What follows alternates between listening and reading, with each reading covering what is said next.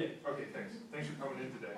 I have just a quick roommate experience. I went to Central, and so you talked about a smaller school setting.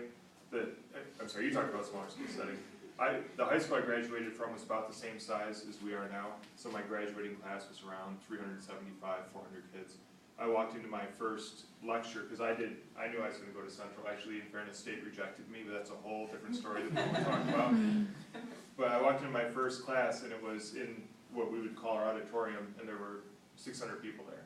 I'm like, holy jinkies, how am I going to deal with this? Because my senior year, I took pretty small classes. I was a business guy, I was in band, so it wasn't in some of our bigger AP courses.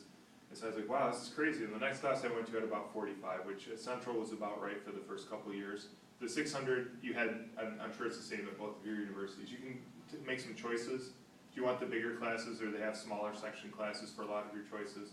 I ended up choosing more of the smaller sections, because although I can pay attention okay, I definitely need help focusing on what's important. And for me, I'm the kind of guy that I learn pretty quickly, that I don't learn through reading. And some of you are probably that kind of person. You can read a book, you close it up, you remember most of the things. Some of you might be more like me. I read a book, I close it up, I have absolutely no idea what it just said. And so I knew that I was an auditory kind of guy, so I sat in the first or second row. Out of my whole four-year experience, I missed, including summer schools. Now, I wasn't required to go to summer school, let's be clear, it was a choice, I wasn't making them credit. Out of all of that, I missed a total of 3 classes. Because I knew that if I missed a class, it was going to hurt me, because I can't read the book and get the same thing out of it. So part of what I think, in my recommendation to you, is you figure out what kind of learner you are.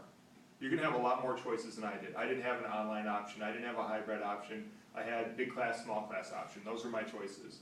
And for me, I knew I had to be there. As a matter of fact, I'm not recommending this, but I didn't even buy books my junior and senior year.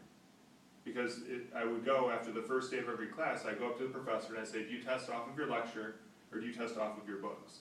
And if they said we test off of the book, I'd drop him or her and then go to the next person until I got to the person that said lecture. Because again, for me, that's how I learn. And so I say all this to say that you're going to have to make some choices for you, but until you know who you are, at least academically, and how you learn best, it's going to be a tough first year to learn.